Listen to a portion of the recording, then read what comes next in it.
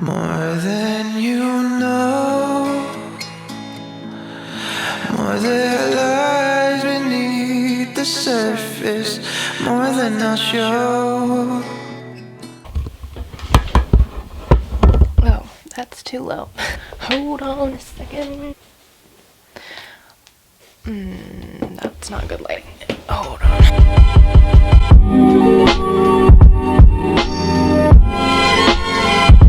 Alright, so it is part 1 of the prom series, or like one of the videos, and I'm super duper excited for it. It is going to be my how I make my prom dress video. I've literally been wanting to make my prom dress for the longest time now. I made my grade 8 graduation dress.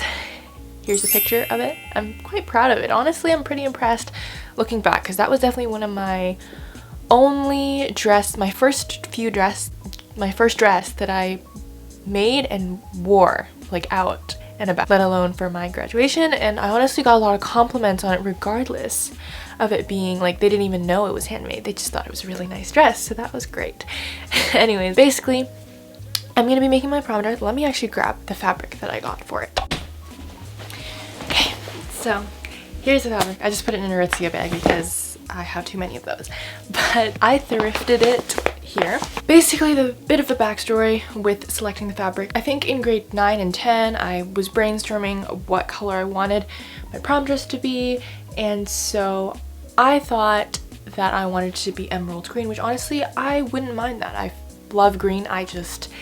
I knew the trend of green even in grade 9. Obviously, like, I don't really want to spend so much, especially now knowing that there's COVID and we're in Ontario, so there is no prom, but I'm going to be having a small 10 people with my friends kind of prom in the backyard kind of thing, which honestly I don't mind.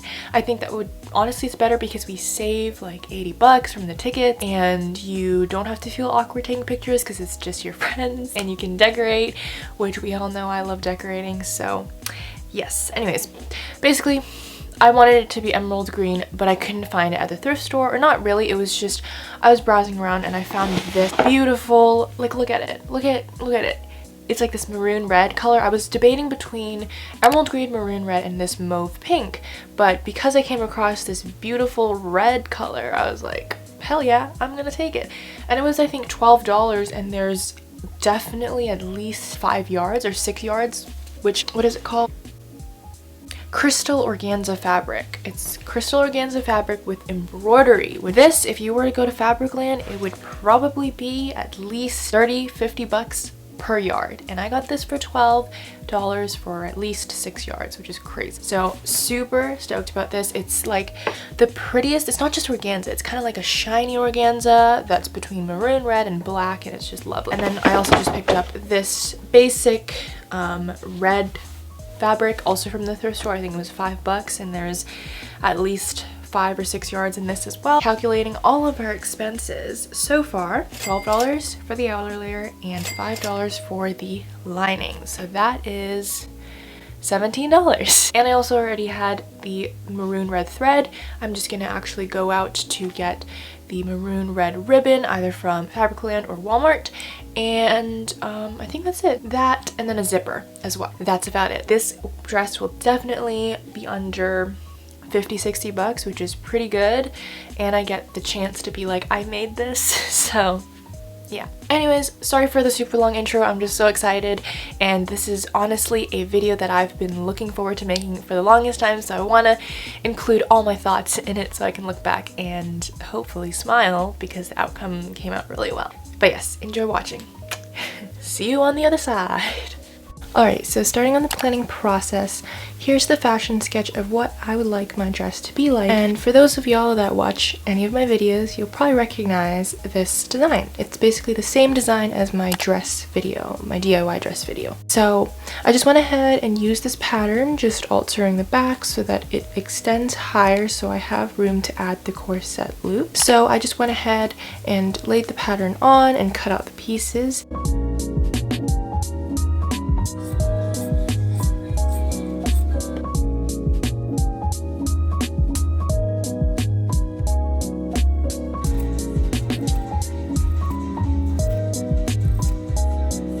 I also cut out the straps. And with this ribbon, which was $3.49, I cut out 6 pieces for each corset loop. Now for the assembly, I just went ahead and sewed the outer pieces together and then also did the same with the lining. And then I also chose to add another extra layer of the organza since the embroidery was a bit sparse, so I wanted it everywhere.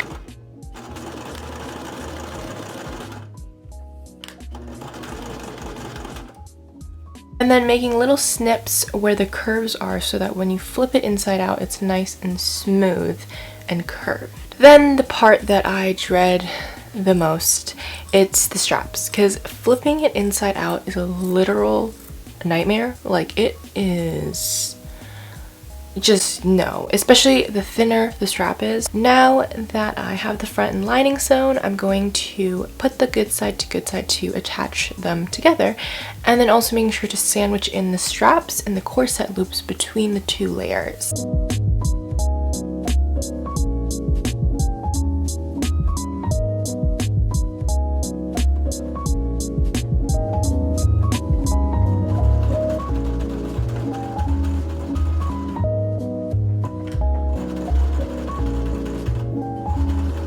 And just like before, making little snips along the curve, and then flipping everything inside out.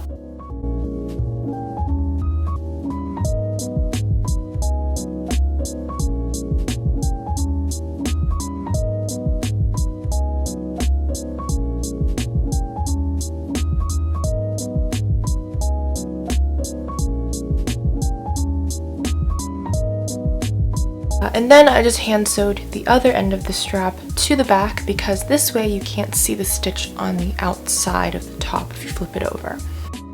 And ta-da! I'm done. Well, the top's done. Now, basically onto the skirt of the dress. It's basically just rectangles that I'm going to gather together. Because I wanted the dress to have a relative amount of poof, I decided to do 3 layers, so 2 layers of the organza and then 1 of the lining. I could have either done more or less depending on how poofy I wanted the skirt to be. And then I just went ahead and sewed along the top of each rectangle with the widest stitch and did not backstitch, so that way I can pull on the top string and it'll gather just like so.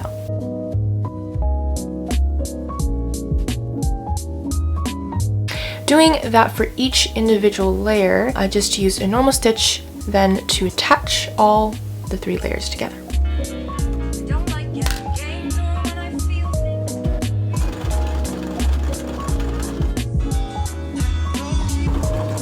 I also decided to add some bias tape so that all the raw edges that will be exposed are neatly hidden away. And then now I'm just attaching the top to the bottom, placing the lining good side to good side.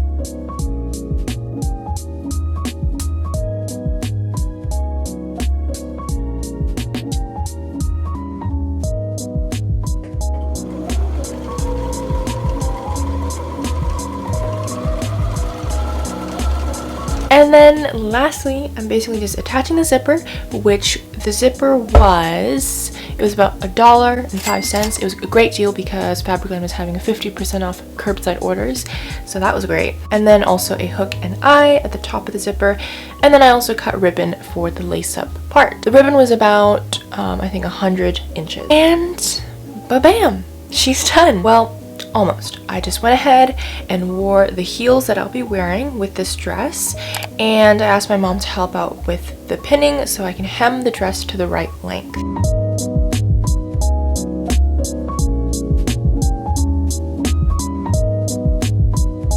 And there you go. I'm done. So I hope you all enjoyed watching today's video. I hope you guys enjoyed following along with me and creating my prom dress as much as I did enjoy creating it, and just editing this video is really fun. So with the grand total for the dress, it was about $23.52. So definitely under 50. I honestly thought it would at least be 40, but I'm really happy with the outcome. It took me about The dress took me about 3 days to create. I definitely probably could have created it within probably 1 day. It's just that I definitely just wanted to take my time, especially since I probably will only be creating my prom dress once. So I definitely wanted to really take my time and enjoy the process. But anyways, I hope you guys enjoyed watching today's video, and stay tuned for prom vlog. And oh, my voice is cracking. Stay tuned for prom vlog. Oh my gosh. Stay tuned for my prom vlog and my probably like a senior vlog or something like that. And yeah, so I hope you guys enjoyed watching today's video. Make sure to give it a big thumbs up, subscribe, comment, and share with family and friends, and ciao! I need you so. If there's one thing that's for certain, wherever you go, I'm going the same.